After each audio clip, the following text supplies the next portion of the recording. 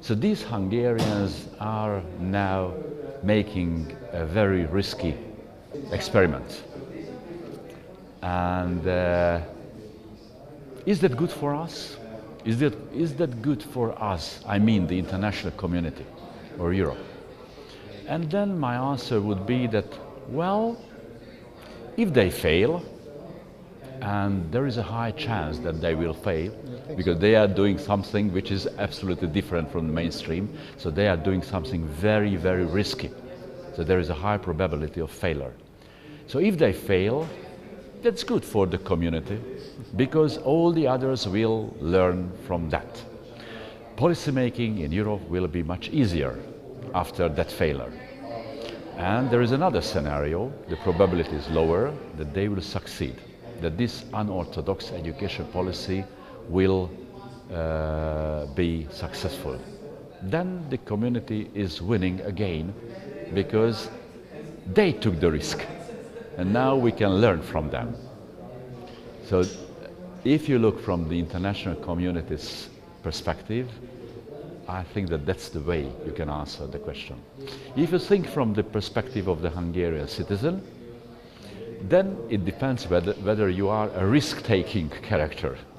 If you have a risk-taking character, then I can imagine that you would put your money on that. But if you are not, if you are cautious, you would never.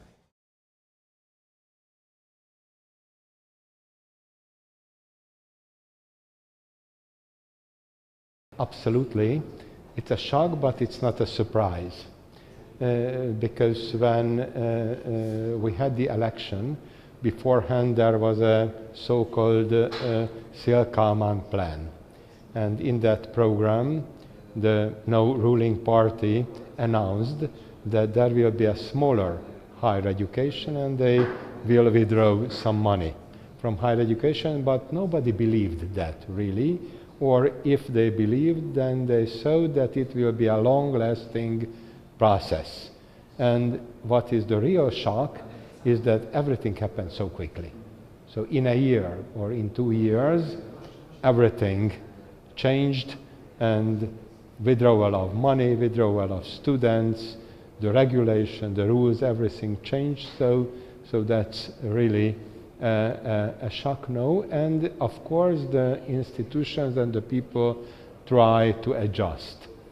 But I do not think that it's easy to do that, because we do not see the logic behind those regulations and the measures. If you have the logic, then you can catch it and you can follow what maybe the government would expect from you.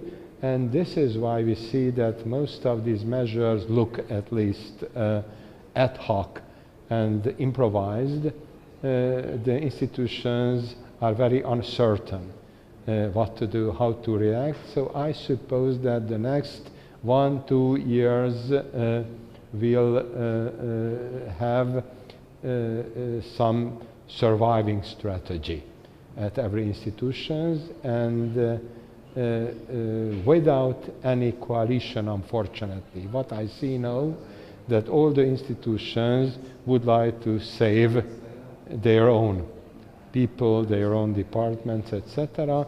But I am hoping that in a few years, so that's really a hope, not only the government, but the people will understand what are the real consequences, what are the consequences for the family, for the students, for the quality, and they will require, they will ask for changes, and maybe that would be only to go again together with other partner countries and to do what the others in Europe do, and that would be a bit better, I suppose, for us.